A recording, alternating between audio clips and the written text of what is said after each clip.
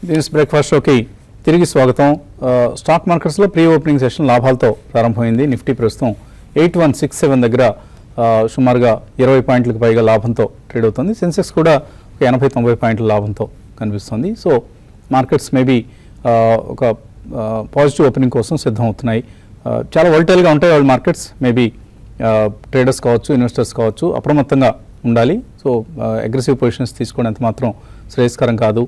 Long shorts రెండు వైపులా trading opportunity ఉంటుంది, but trade with strict stop losses. మనకి ఈమెయిల్స్ అందాయి, చాలా ఈమెయిల్స్ అందాయి. ఒకటొకటిగా తీసుకుందాం. నరేంద్ర కుమార్ లారస్ ల్యాబ్స్ ఐపీఓకి అప్లై చేయొచ్చు అని అడుగుతున్నారు. చేయొచ్చండి, మంచి కంపెనీ, ప్రమోటర్స్ చక్కటి ఇంటిగ్రిటీ ఉన్న ప్రమోటర్స్. దే ఆర్ ఆల్సో చాలా ఎక్స్పీరియన్స్డ్ ప్రమోటర్స్ ఫార్మా ఇండస్ట్రీలో. కాకపోతే కొద్దిగా హై ప్రైస్డ్ అనిపిస్తుంది.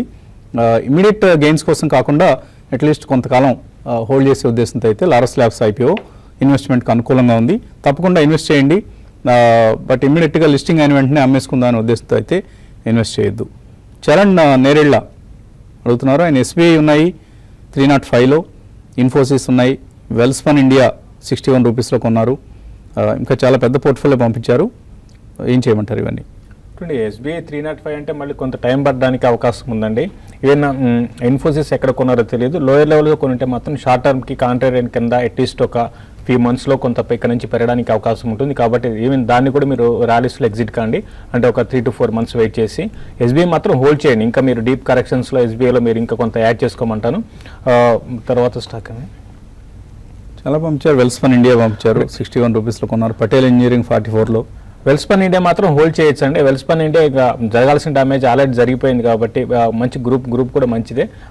ఈ లెవెల్లో మీరు హోల్డ్ చేయండి. లాంగ్ టర్మ్లో మంచి రిటర్న్ రావడానికి అవకాశం ఉంటుందండి. So most of the companies బాగానే ఉన్నాయండి మీరు రాసినవన్నీ కూడా. బట్ ఎక్సెప్ట్ ఫర్ మీక్ ఎలక్ట్రానిక్స్ ఒకటి, అలాగే నోయిడా టాల్ బ్రిడ్జ్ ఒకటి, అండ్ ల్యాంకో ఇన్ఫ్రా, ఈ కౌంటర్స్ నుంచి మాత్రం తక్షణమే బయటకు వచ్చేయండి. మిగతా కంపెనీస్ అన్నీ కూడా మీరు హోల్డ్ చేయండి. రాజా అడుగుతున్నారు, టాటా మోటార్స్ ఉన్నాయి 453లో, ఏం చేయాలి? చూడండి, టాటా మోటార్స్కి చాలా రోజుల తర్వాత ఒక కరెక్షన్ కంటిన్యూ అవుతుందండి. మామూలుగా ఇంతకుముందు కరెక్షన్ వచ్చినా కూడా ఇమీడియట్గా బౌన్స్ బ్యాక్ అయ్యేది. తర్వాత ఇప్పుడు 1-2 కారణాలు. ఒకటి, యూరోప్లో మళ్ళీ అక్కడ యూరో వీక్ అవ్వడం, ఎందుకంటే వీళ్ళకి సేల్స్ కూడా జాగ్వార్ యూరో నుంచి ఎక్కువ ఉన్నాయి కాబట్టి అది కూడా ఒక కారణం. బట్ ఏదైనా కూడా మీరు లాంగ్ టర్మ్కి అయితే హోల్డ్ చేయండి. షార్ట్ టర్మ్ వ్యూతో మాత్రం 420 ఆ లెవెల్ దగ్గర ఆగొచ్చు. ఒకవేళ అది కానీ బ్రేక్ అయిందంటే ఫర్దర్ వీక్నెస్ రావచ్చు అండి. Anjaneya Prasad HPCL December futures కొన్నారు 473లో. అలాగే హేలియస్ అండ్ మ్యాథ్సన్ కూడా 63 రూపాయలు కొన్నారు. ఈ రెండు ఏం చేయాలి? చూడండి, ఫ్యూచర్లో హెచ్పిసిఎల్ బాగా ఈ సిరీస్లో అంటే లాస్ట్ ఫ్యూ డేస్గా క్రూడ్ ఆయిల్ పెరగడం అనేది చాలా దీనికి నెగిటివ్ అండి. అందుకే మనకి 480 52 వీక్ హైక్ వచ్చి ఇమీడియట్గా అక్కడ నుంచి ఫాల్ చూసాము. అయితే ఈ లెవెల్లో హెచ్పిసిఎల్ కొంచెం 420 ఆ లెవెల్లో కొంచెం ఆగొచ్చు అండి. ఏదైనా కూడా మీ రేట్ రావడం అనేది ఇప్పట్లో రాదని కూడా చెప్పొచ్చు ఈ సిరీస్లో. కాబట్టి ర్యాలీస్లో బెటర్ ఏంటంటే ఎగ్జిట్ కాండి. నిన్న కొంచెం క్రూడ్ ఆయిల్ పడింది, అది ఒక పాజిటివ్ అంశం. ర్యాలీస్లో ఎగ్జిట్ కాండి. Kavitha Aarti drugs shares buyback offer receive చేస్తున్నారు. హోల్డర్ సెల్ అంటున్నారు. మేబీ మీరు మంచి ఆఫరేనండి. బైబ్యాక్ ఆఫర్లో మంచి ప్రైస్ ఆఫర్ చేస్తున్నారు కాబట్టి మీరు సబ్మిట్ చేయొచ్చు. బట్ 30 షేర్లు కదా ఉంది. ప్రోరేటాలో వాళ్ళు యాక్సెప్ట్ చేస్తారు కాబట్టి మీకు ఇచ్చేసే ఉద్దేశం ఉంటే తప్పకుండా సబ్మిట్ చేయండి. మళ్ళీ ఎప్పుడైనా తగ్గినప్పుడు తీసుకోవచ్చు. మహాలక్ష్మి అడుగుతున్నారు, యాక్సిస్ బ్యాంక్ లాంగ్ టర్మ్ కోసం ఇన్వెస్ట్ చేయొచ్చు ఇందులో. చూడండి, యాక్సిస్ బ్యాంక్ కరెక్షన్ లాస్ట్ ఒక 3 నెలలు 4 నెలల నుంచి కొనసాగుతూ ఉందండి. ఇది కూడా కరెక్షన్ చాలా వరకు అయిపోవచ్చు అండి. దీంట్లో 400 420 ఆ రేంజ్లో. కాబట్టి మీరు స్లోగా లాంగ్ టర్మ్కి మీరు ఇన్వెస్ట్ చేసి అయితే ఇమీడియట్గా బాగా పెరిగిపోయి మంచి రిటర్న్ వస్తుంది అనుకోలేము. నెక్స్ట్ క్వార్టర్ వరకు వెయిట్ చేయండి. అంటే ఇప్పుడు ప్రస్తుతం ఈ కరెక్షన్లో ఇన్వెస్ట్ చేసి ఒక అట్లీస్ట్ 2-3 క్వార్టర్లు పడుతుందండి మంచి రిటర్న్ రావడానికి. అలాగే Gopal Kompally dynamic bond funds falling interest rates తగ్గుతున్నాయి కాబట్టి ఇన్వెస్ట్ చేయొచ్చా అని అడుగుతున్నారు. రిస్క్స్ ఏంటని అడుగుతున్నారు. రిస్క్స్ కొద్దిగా ఉంటాయండి. డైనమిక్ బాండ్ ఫండ్స్లో ఏంటంటే వాళ్ళు ఫ్లెక్సిబుల్ ఇన్వెస్ట్మెంట్ ప్లాన్తో ఉంటారు. అంటే ఇంట్రెస్ట్ రేట్స్ మీరు అన్నట్లుగా ఇంట్రెస్ట్ రేట్స్ తగ్గే నేపథ్యంలో కొంచెం పోర్ట్ఫోలియోని యాక్టివ్గా బిట్వీన్ ఈక్విటీ అండ్ డెట్ కొద్దిగా చర్న్ చేస్తుంటారు. ఎక్కువగా గవర్నమెంట్ బాండ్స్లో వీళ్ళు ఇన్వెస్ట్ చేస్తూ ఉంటారు. అంటే కొద్దిగా ఒక 5% అలాగా ఈక్విటీస్లో కూడా కొద్దిగా ఇన్వెస్ట్ చేస్తారు. But they are best performers in the last say 2 to 3 years. Short term సంబంధించిన డెట్ ప్లాన్స్లో ఇన్వెస్ట్ చేద్దాం అంటున్న వాళ్ళకి ఇవి అనువుగా ఉంటాయి. బిర్లా సన్ లైఫ్లో డైనమిక్ బాండ్ ఫండ్లో బాగా చక్కటి రిటర్న్స్ వచ్చాయి. లాస్ట్ ఇన్ఫ్యాక్ట్ 1 year రిటర్న్ చూస్తే 18% కనిపిస్తుంది మనకి. 3 yearsలో కూడా యాన్యువల్లీ 13% రిటర్న్ ఇచ్చింది. సో ఇటువంటి ఫండ్స్లో ఇన్వెస్ట్ చేయొచ్చు, కాకపోతే గమనిస్తూ ఉండాలి. అట్లీస్ట్ మంత్లీ వన్స్ పెర్ఫార్మెన్స్ ఎలా ఉంది, ఎన్ఏవిలో ఎటువంటి మార్పులు వస్తున్నాయి గమనిస్తూ మీరు కంటిన్యూ చేయొచ్చు. అండ్ ఇప్పుడున్న పరిస్థితుల్లో definitely Birla Sun Life or even some of the short term funds like Axis short term ఫండ్ని కూడా మీరు కన్సిడర్ చేయొచ్చు ఈ సెక్టర్ సంబంధించి. తర్వాత మెయిల్ దివ్య అడుగుతున్నారు, ఐబీ రియల్ ఎస్టేట్ కొన్నారట, 68 రూపాయల్లో 1000 షేర్లు కొన్నారు, ఎంత టార్గెట్ ఎక్స్పెక్ట్ చేయొచ్చు?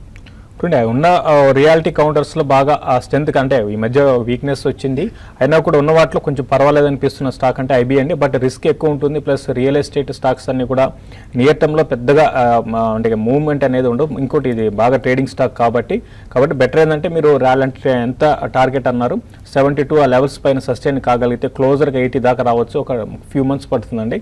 బట్ ఇమీడియట్గా అయితే మాత్రం పెద్దగా అప్ సైడ్ అయితే ఉండకపోవచ్చు, కాబట్టి మీరు షార్ట్ టర్మ్ వ్యూతో మాత్రం మీరు ర్యాలీస్లో బయటపడండి. భారత్ రసాయన్ 1760లో కొన్నారు సుబ్బు, ఎటువంటి స్టాక్ ఇది? భారత్ రసాయన మంచి కంపెనీ అండి. ఓవరాల్గా కెమికల్ ఇండస్ట్రీలో మనం చూస్తే ఈ డిమానిటైజేషన్ కారణంగా పడకుండా ఎంతో కొంత కరెక్ట్ అయినాయి, బట్ ఫండమెంటల్ పరంగా భారత్ రసాయన్ బాగానే ఉంది. మీరు డెఫినెట్గా మీరు లాంగ్ టర్మ్ కోసం దీన్ని పిక్ చేసుకోవచ్చు అండి. వెంకటేశ్వర్లు అడుగుతున్నారు, రోల్టా ఇండియా కొన్నారు 140 రూపాయల్లో, యావరేజ్ చేసుకోవచ్చా? చూడండి, రోల్టా మీరు యావరేజ్ అయితే చేయకండి. ఇప్పుడు ఉన్న పరిస్థితిలో ఇది ఇంకా వీక్ అయ్యే అవకాశమే కనపడుతుంది. మీరు హై లెవెల్లో కొన్నారు, ప్లస్ ఈ స్టాక్ కూడా బాగా వీక్ అయిపోయింది అంటే ఫండమెంటల్ పరంగా, కాబట్టి దాని దృష్టిలో పెట్టుకుంటే ఇది మీరు యావరేజ్ చేయకుండా ఉన్న పొజిషన్ హోల్డ్ చేయండి. ఇది కూడా ర్యాలీస్లో ఎగ్జిట్ అయ్యే స్టాక్ అండి. రాజశేఖర్ సుంకర అడుగుతున్నారు, సింటెక్స్ ఇండస్ట్రీస్ కరెంట్ లెవెల్స్లో కొనుక్కోవచ్చా? డెఫినెట్గా అండి, సింటెక్స్ ఇండస్ట్రీస్ ఇన్వెస్ట్మెంట్ కోసం కొనవచ్చు. అయితే కొంచెం ఈ మళ్ళీ క్రూడ్ ఆయిల్ పెరగడం అనేది, ఇటువంటి ప్లాస్టిక్ కూడా కొంచెం ఇన్పుట్ కాస్ట్ పెరగవచ్చు, బట్ అవన్నీ కూడా ఏంటంటే ఇది షార్ట్ టర్మ్ వ్యూ అనమాట. బట్ ఇన్వెస్ట్మెంట్కి అయితే సింటెక్స్ని మీరు కొనుక్కోవచ్చు అండి. పిఎన్బి షార్ట్ టర్మ్ కోసం కొన్నారట 137 రూపాయల్లో, P Chand. So RBI policy ఉంది కాబట్టి అమ్మేయమంటారా, హోల్డ్ చేయమంటారా? చూడండి, ఆర్బీఐ పాలసీ తర్వాత ఇప్పుడు మార్కెట్ బాగాలేదు కాబట్టి, అంటే వీక్ ఉంది కాబట్టి జనరల్గా 80% సెల్లింగ్ అనేది వస్తుందండి సెకండ్ హాఫ్ నుంచి. కాబట్టి మీరు అమ్మేసుకోమని చెప్తాను. మీరు మీ రేట్ పెట్టండి ఈరోజు, ఇంకా ఫ్యూచర్లో తీసుకొని ఉంటే ఒకవేళ పెడితే మీరు ఎగ్జిక్యూట్ అయ్యే అవకాశం కనపడుతుంది. 137 ఆ లెవెల్ ఎగ్జిక్యూట్ అయ్యే అవకాశం ఎక్కువ ఉంది, కాబట్టి అమ్ముకోమని చెప్తానండి. తర్వాత కాలర్ లైన్ ఉన్నారు, గుంటూరు నుంచి శ్రీనివాస్. హలో, నమస్తే సార్. నమస్తే అండి, అడగండి. నా దగ్గర నాట్కో ఫార్మా ఉన్నాయండి, ఆ ఎంఎస్సి ఐనాక్స్ విండ్ కొందాం అనుకుంటున్నాను. కరెక్ట్ ఐడియా అంటారా కాదంటారా? నాట్కో అమ్మేసి ఐనాక్స్ విండ్ కొంటారా? ఐనాక్స్ విండ్, అవును సార్.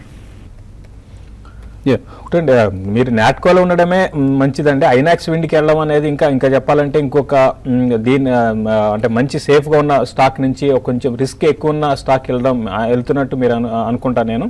కాబట్టి బెటర్ ఏంటంటే మీరు నాట్కోనే మీరు హోల్డ్ చేయండి, లాంగ్ టర్మ్కి హోల్డ్ చేయండి. వీళ్ళు నార్మల్ ఫార్మా కంపెనీ కాకుండా కొంచెం సూపర్ స్పెషాలిటీ డ్రగ్స్ ఉంటారండి, డ్రగ్స్ అని ఉంటాయి, అవి మ్యానుఫ్యాక్చరింగ్ కంపెనీస్, బల్క్ కంపెనీ. కాబట్టి లాంగ్ టర్మ్కి నాట్కోనే బాగా పర్ఫామ్ చేసే అవకాశం ఉందండి. తర్వాత వైఎస్ రావు మెయిల్ పంపించారు, కెమికల్స్ ఇన్ఫ్రా సెక్టర్లో స్మాల్ క్యాప్ కంపెనీస్ని రికమెండ్ చేయమంటున్నారు. చూడండి, కెమికల్ ఇన్ఫ్రాలో బోడాల్ కెమికల్స్ ఉన్న వాటిలో బెటర్గా ఉందండి. ఈవెన్ ప్రాఫిట్ మార్జిన్స్ కూడా ఎక్కువ ఉన్న కంపెనీ కాబట్టి బోడాల్ కెమికల్స్కి వెళ్ళొచ్చు. ఈవెన్ క్యామ్లిన్ ఫైన్ సైన్సెస్ కూడా వెళ్ళొచ్చు అండి.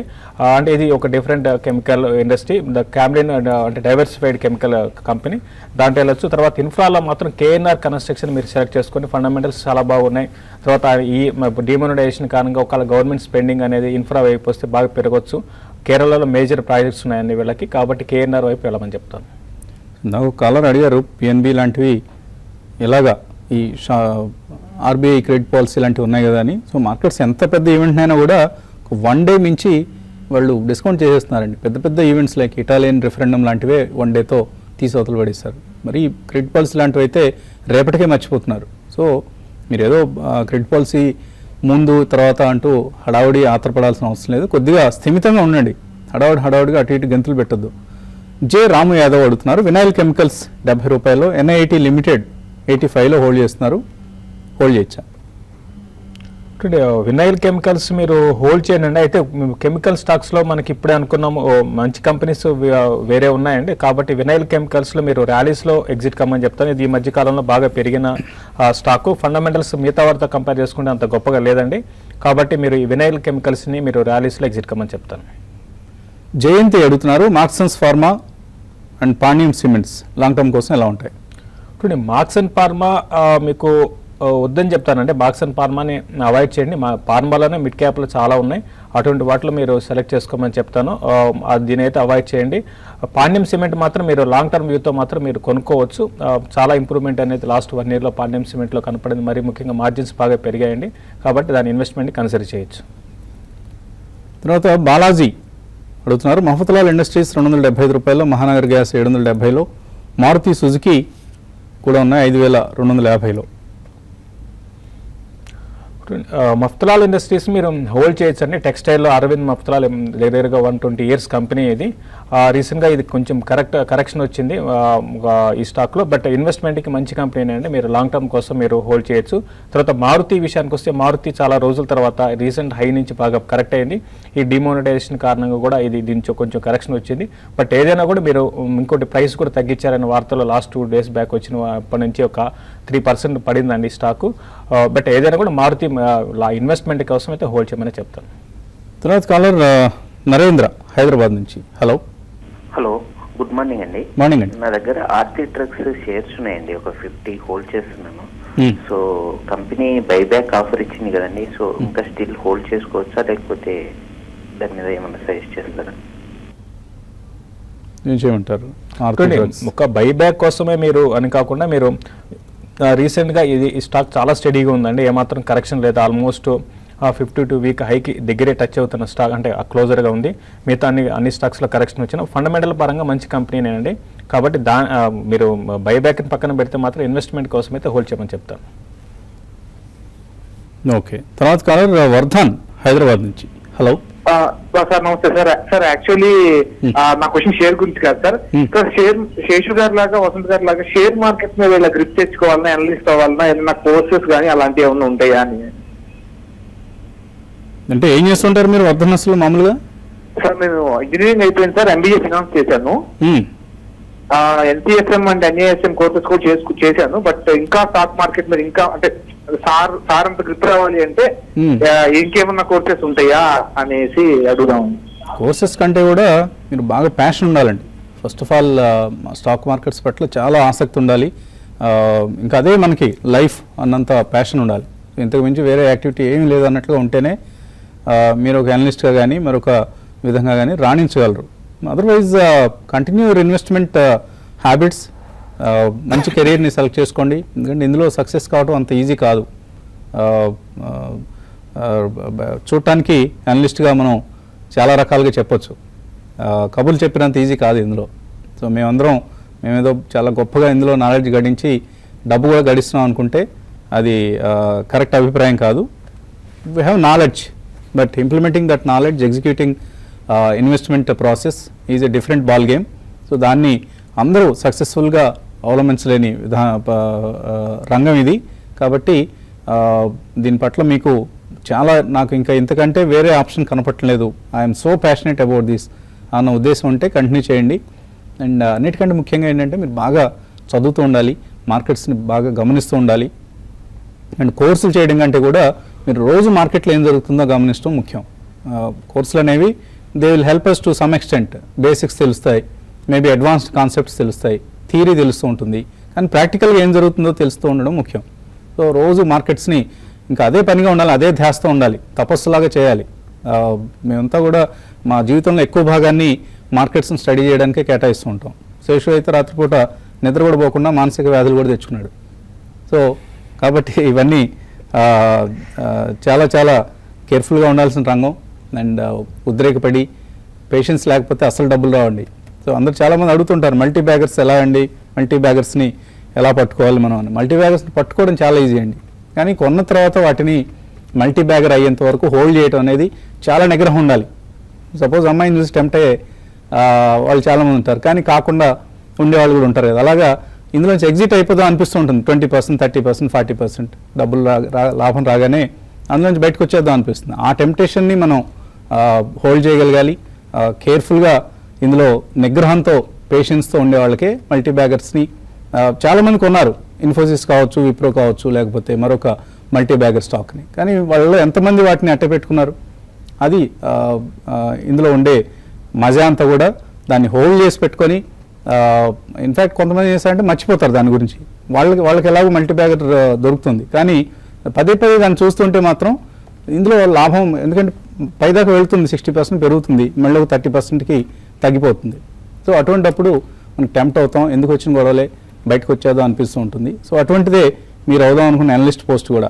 ఒక్కొక్కసారి మార్కెట్స్ మీరు ఒకవేళ బుల్లిష్గా ఉన్నారనుకోండి, బాగా బుల్లిష్ మెంటాలిటీ ఉన్నవాళ్ళు అనుకోండి, మార్కెట్స్ బాగా బేరిష్ పరిస్థితికి వచ్చినప్పుడు చిచ్చి ఎందుకు వచ్చాము ఈ మార్కెట్లో కనిపిస్తూ ఉంటుంది.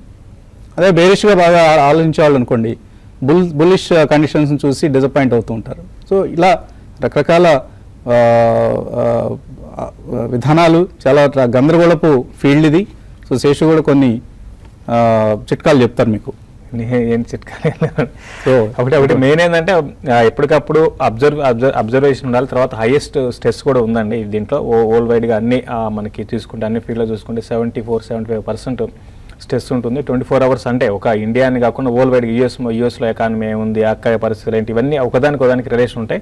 కాబట్టి మీరు అంటే వేరే కోర్సులు వాటికన్నా ఏంటంటే 24 hours-లో లేదా మెజారిటీ ఎక్కువ టైం మార్కెట్స్ వైపు ఉంటే, అంటే మార్కెట్ని అబ్జర్వ్ చేస్తూ ఉండాలి, న్యూస్ని అబ్జర్వ్ చేయాలి. బట్ దీనికన్నా ఏంటంటే దీంట్లోనే మీరు వేరే జాబ్స్ కూడా ఉంటాయండి.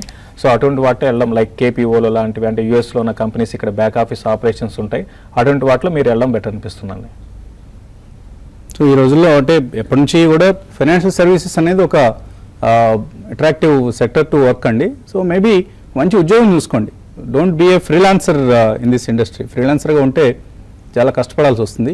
వెరాజ్ if you have a fixed position as a financial analyst గానో, లేకపోతే ఒక ఫైనాన్షియల్ సర్వీసెస్ కంపెనీలో బిజినెస్ అనలిస్ట్ గానో, లేదా ఐటీ కంపెనీస్లో కూడా బిజినెస్ అనలిస్ట్ జాబ్స్ ఉంటాయి. సో అటువంటి వాటికి వెళ్ళటం మంచి ఐడియా అవుతుంది. బట్ బీ కేర్ఫుల్ అండి. చాలా బయట నుంచి చూసినప్పుడు అట్రాక్టివ్గా ఉంటుంది, లోపలికి వచ్చిన తర్వాత కానీ అసలు విషయం అర్థం కాదు. క్రాంప్టన్ గ్రీవ్స్ పరిస్థితి ఏంటి? ఎలినా శ్రీనివాస్ అడుగుతున్నారు, కొనుక్కోవచ్చా ఇది? ఇప్పుడు క్రాంప్టన్ గ్రీవ్స్ లాస్ట్ 2 daysలో మొన్న 9%, నిన్న 3.5% పడిందండి. ఈ రోజు రిజల్ట్ ఉన్నాయి, అంటే ఆల్రెడీ రిజల్ట్ బాగా రావని ముందు ఎక్స్పెక్టేషన్స్ ఉన్నాయనుకుంటానండి. నిన్న మొన్న న్యూస్ ఎతికితే ఎక్కడ దొరకలేదు, దానివల్ల ఏంటంటే స్టాక్ పడింది. బట్ మీరు ఇన్వెస్ట్మెంట్ కోసం అయితే క్రాంప్టన్ మీరు హోల్డ్ చేయండి. ఎలక్ట్రికల్ స్పేస్లో మంచి బ్రాండెడ్ ఉన్న company, but me near term మాత్రం పెద్దగా పెరగకపోవచ్చు అండి.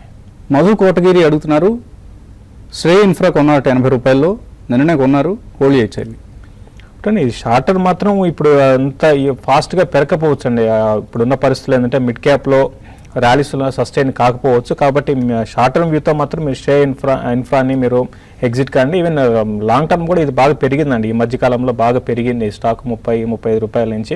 కాబట్టి కొంచెం ఈ లెవెల్ ఆగొచ్చు. బెటర్ ఏంటంటే చాలా జాగ్రత్త కూడా మనం చెప్తాను. సరస్వతీదేవి జిఎం బ్రూవరీస్ 88% లాస్లో ఉన్నారు, సోమ్ డిస్టిలరీస్ 13% లాస్లో ఉన్నారు. ఏం చేయాలి?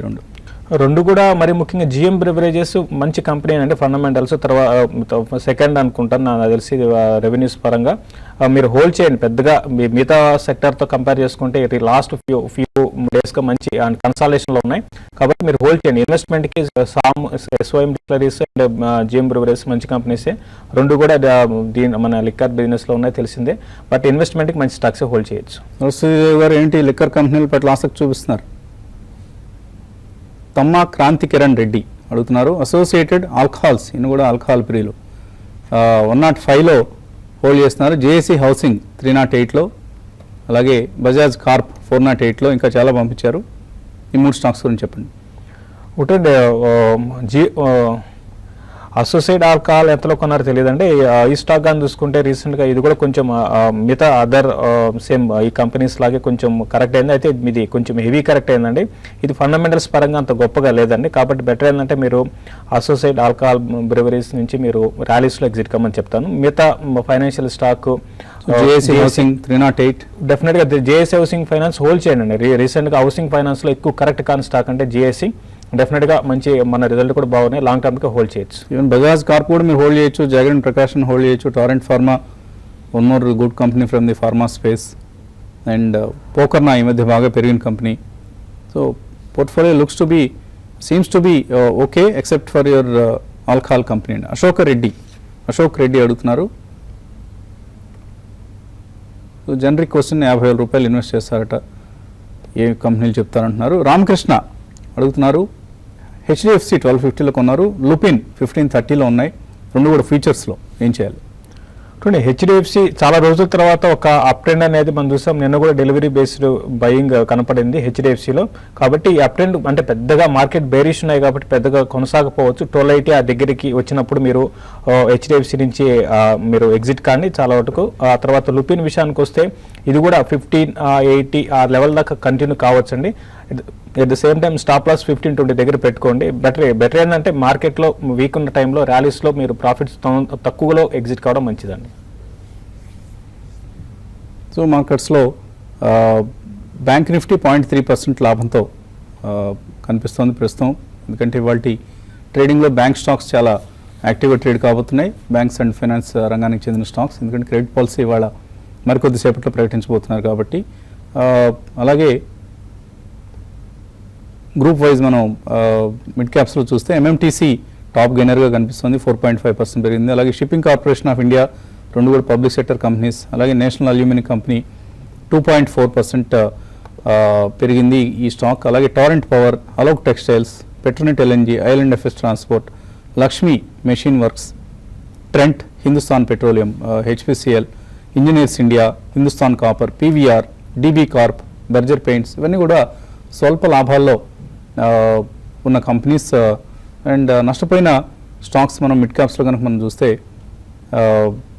Sun Pharma top loser, index stock కూడా 3% నష్టపోయింది ఈ స్టాక్. అలాగే శ్రీరామ్ ట్రాన్స్పోర్ట్ ఫైనాన్స్ 1% నష్టపోయింది. డాబర్, జీ ఎంటర్టైన్మెంట్, అలాగే SJVN Sutlej Jal Vidyut Nigam, Aban offshore, Spark, GPPL, TCS, Chola finance, CRISIL, Havells, Welcorp, Balkrishna industries అన్నీ కూడా స్వల్ప నష్టాల్లో ఉన్నాయి. ఎక్కువగా మనకు లాభపడిన స్టాక్సే వాటి ట్రేడింగ్లో ప్రధానంగా కనిపిస్తున్నాయి. అండ్ నిఫ్టీ 15 పాయింట్ల లాభంతో కనిపిస్తుంది. సెన్సెక్స్ కూడా సుమారుగా ఒక 20-30 పాయింట్ల లాభంతో కనిపిస్తుంది. సో ఓపెనింగ్లో ఏమైనా ట్రేడింగ్ ఐడియాస్ కనిపిస్తున్నాయి? మార్కెట్స్ ఫ్లాట్ ఇదే విధమైన దూరంలో ఉండొచ్చండి. బయింగ్ వెళ్ళాలి అనుకునే వాళ్ళు మాత్రం కొంచెం కాషన్గా ఉండమంటాను. హైయర్ లెవెల్స్లో సస్టైన్ కాకపోవచ్చు. తర్వాత లార్జ్ క్యాప్ స్టాక్స్లో ఒక హీరో మోటార్స్ లాంటి దాన్ని తక్కువ ప్రాఫిట్కి బయింగ్ వెళ్ళొచ్చు. అదేవిధంగా సెల్లింగ్ విషయానికి వస్తే టాటా స్టీల్ ఒకటి సెల్ చేయొచ్చు కరెంట్ లెవెల్స్లో. ఈవెన్ హిండాల్కో కూడా కొంత వీక్గా ఉండే అవకాశం ఉంది. ప్రాఫిట్ బుకింగ్ అనేది హిండాల్కో కౌంటర్లో ఈరోజు రావచ్చు. ఈ రెండు స్టాక్స్ని ర్యాలీస్లో సెల్ చేయమంటాను. ఈవెన్ బీపీసీఎల్ని కూడా బయింగ్ చేయాలనుకునే వాళ్ళు మాత్రం బీపీసీఎల్ కూడా అది కూడా కరెక్షన్స్లో ఒక తక్కువ ప్రాఫిట్కి ఎగ్జిట్ అయిపోయింది, దాన్ని కూడా బై చేసుకోవచ్చు అండి. So Nifty stocks Adani ports top gainer 1% లాభపడింది. Ambuja cements, Bosch, BPCL, Hero MotoCorp, HDFC, Lupin, Hindustan Unilever, UltraTech cement, NTPC ఇవి లాభాలు కనిపిస్తున్నాయి. సన్ఫార్మా 3% నష్టపోయింది. Zee entertainment 1.7%, Aurobindo pharma, Bajaj auto, TCS, Infratel, Wipro, IndusInd bank, Tata steel, Reliance ఇవి వీక్గా ట్రేడ్ అవుతున్న కౌంటర్స్.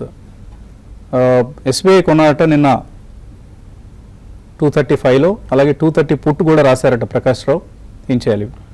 235లో మీరు కొనలేరండి, ఎందుకంటే ఆ రేటే రాలేదు. అయితే మీరు 235 బిలో రాకపోవచ్చు అనే ఉద్దేశంతో పుట్ రైటింగ్ చేస్తుంటారు. బట్ మీరు 230 లెవెల్ అయితే 230 పుట్స్ రాశారు ఆయన, అమ్మారు. అంటే ఓవరాల్గా ఈ స్టాక్ అయితే మీరు హోల్డ్ చేయమని చెప్తానండి, ఎందుకంటే మరి 230 బిలో అయితే రాకపోవచ్చు. కాబట్టి పుట్ రైటింగ్ మీరు కంటిన్యూ చేయండి. మంత్ ఎండింగ్కి అది వీక్ అంటే జీరో అయిపోయే అవకాశం ఎక్కువ ఉందండి. అలాగే ఆర్ వెంకటేశ్వర్లు క్లారిస్ లైఫ్ కొన్నారట ఐపీఓ టైంలో, ఇంకా హోల్డ్ చేస్తున్నారు, ఏం చేయాలి? క్లారిస్ లైఫ్ మీరు హోల్డ్ చేయండి. ప్రస్తుతము మీరు ఐపీఓలో తీసుకున్నా అంటున్నారు కాబట్టి మీరు హోల్డ్ చేయమని చెప్తాను. ఇప్పుడు నియర్ టైం మాత్రం కొంచెం క్లారిస్ లైఫ్ సైన్సెస్లో కొంచెం హయ్యర్ లెవెల్కి వచ్చినప్పుడల్లా కూడా అరౌండ్ 320 ఆ లెవెల్లో కొంత రెసిస్టెన్స్ ఫేస్ చేయొచ్చు. అది కానీ క్రాస్ అయిందంటే మాత్రం ఇది మళ్ళీ న్యూ హైస్ వైపు వెళ్ళే అవకాశం ఎక్కువ కనపడుతుందండి.